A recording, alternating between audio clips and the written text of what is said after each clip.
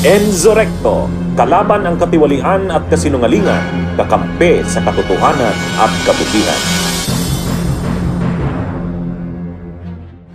Kumbinsido si Senador Ronald Bato de la Rosa na pilit na ipinalulutang ang isyong posibleng pag-aresto sa kanya ng International Criminal Court o ICC para ilihis umano ang isyu ng pagkakadawit umano kay First Lady Liza Marcos sa pagkamatay ng negosyanteng si Paulo Tantoco. Pinaghahanda naman ng senador ang worst case scenario kung posibleng sapitin din niya ang ginawang pag-aresto kay dating Pangulong Duterte. Ay pinagtatakpan umano ang Malacanang kaya pinalulutang ngayon ang issue ng pag-aresto kay Senador Ronald Bato de la Rosa. Sabi ng senador, kaduda-duda ang motibo sa muling pagpapalutang ng pag-i-issue umano ng arrest order laban sa kanya. Jurisdiction o contextual jurisdiction. Tinawag na diversionary tactics ni Senador Ronald Bato de la Rosa ang bantang pagpapareso sa kanya sakaling maglabas ng warrant of arrest ang International Criminal Court. Sa isang panayam kay Executive Secretary Lucas Bersamin, sinabi nito na posibleng maaresto ang isang senador na naging Chief of Police noong panahon ng drug war ni dating Pangulong Rodrigo Duterte kung maglalabas ang ICC ng warrant of arrest laban sa kanya. Makakatanggap naman anya ng kaparehong treatment ang senador gaya ng ginawa kay dating Pangulong Duterte sakaling ipaaresto ito ng ICC. Sagot ng senador, binuhay ang lumang isyu ng warrant laban sa kanya para i-divert ang atensyon ng publiko at pagtakpa ng isyu ngayong pinag-uusapan anya ang pagkakadawit umano ni First Lady Liza Marcos sa pagkamatay ng business tycoon na si Paulo Tantoco. Ewan ko, mahilig sila sa gano'n, no? Kapag may mga mainit na issues na pinupukol sa Malacanang, ngayon pinag-uusapan na naman tungkol yung nangyari kay First Lady. Ngayon, gagawa na naman sila ng issue about the ICC and the Senator para to divert the issue. Yan mo na mahilig ang mga tao dyan sa Malacanang.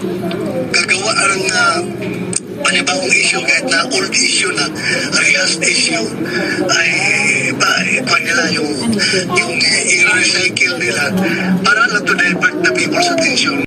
Nang tanungin si De La Rosa kung may katotohanan ng isyong ibinabato ngayon laban sa First Lady, ang sagot niya. I don't know. I'm not privy to that. Hindi ako nag-imbestiga tungkol dyan. Tanungin na lang ninyo yung Beverly Hills Police Department. Sa ngayon, wala pa siyang natatanggap na intelligence report sa umano'y paglalabas ng arrest warrant. Gayunman, pinaghahandaan niya rin ang worst case scenario dahil hindi anya malayong gawin ng Malacanang ang ginawa noon kay dating Pangulong Duterte kahit pamalinaw na walang jurisdiksyon ang ICC sa Pilipinas. Nangangahulugan kasi anya ito na uulitin na naman ng gobyerno ang maling ginawa nito sa dating Pangulo. If you are facing a government that is not observing, is not trying to preserve its sovereignty, then I don't have to answer that question. Is that if they want to commit this mistake again, then go ahead, they can do that. But if they want to make another mistake, yung ginawa na kay Pangulong Duterte ay napakalaking mistake yun.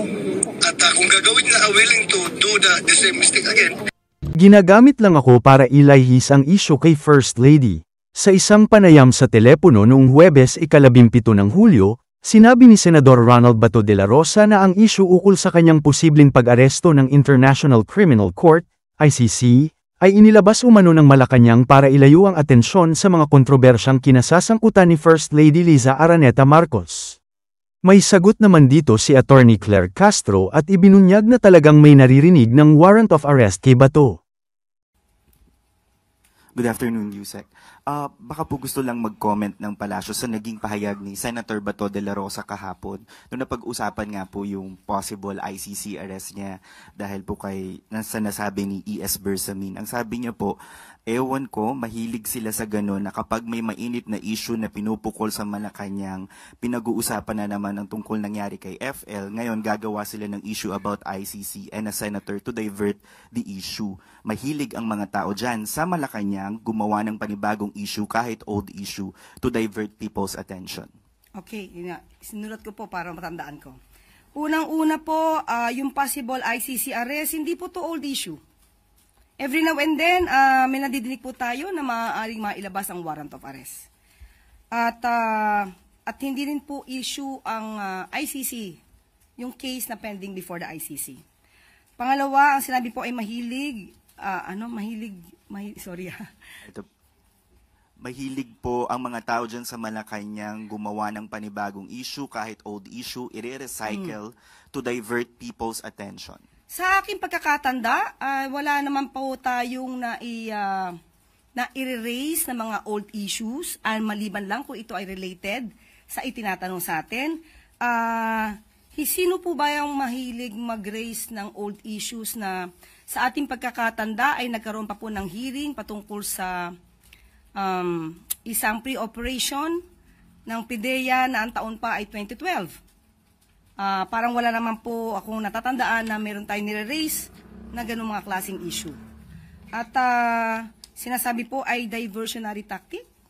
Okay, unang-una po, ang issue po patungkol sa peke na police report or altered na police report ay hindi naman po ang Malacanang ang nag-raise niyan, nag-issue niyan. Na kailangan lamang po nating sumagot para maipakita sa taong bayan na may mga fake news peddlers, mga obstructionists, mga propagandists na gumagawa ng kwento na kinakailangan pamameke ng papel para lang sirain ang unang ginang, ang Pangulo at ang administrasyon. Sa makatuwid, kung ito po ay sinabi na po ng Beverly Hills Police Department na altered yung ipinakita at na-post ni Mr. Tiglao na police report, siya po ba ay sumasakay din sa issue ng fake police report? Tandaan po natin, ang content na ito sa nasabing fake police report ay una po natin nadinig, kundi po tayo nagkakamali, ay sa Vice Presidente. Kaya po natin nasabi noon na siya pala ang source ng fake news.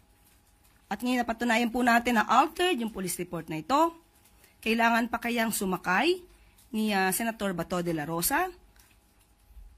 Siya po ay napaso na noon sa fake video na AI generated pala.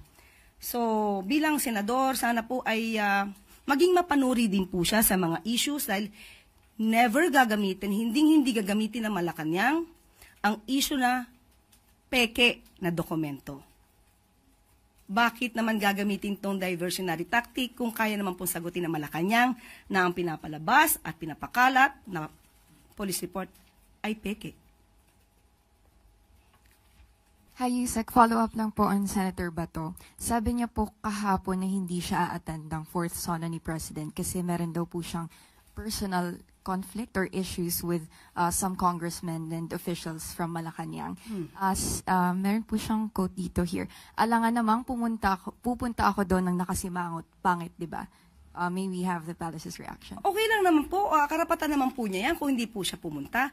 Pero mas maganda po sana madinig niya po kung ano ang naging trabaho at magiging programa ng Pangulo sa SONA para po hindi siya maligaw. Kasi mas maganda pong pakinggan niya mismo kung ano sasabihin ng Pangulo kaysa mag-rely sa mga fake news peddlers. So, sana kung di siya makarating, ay mapakinggan niya. Bunyog! Bunyog! Halikan na kasama ka! Bunyog! Kapag buklod ay may pag-asa, Luzon, Visayas, Mindanao, isa ang pananaw.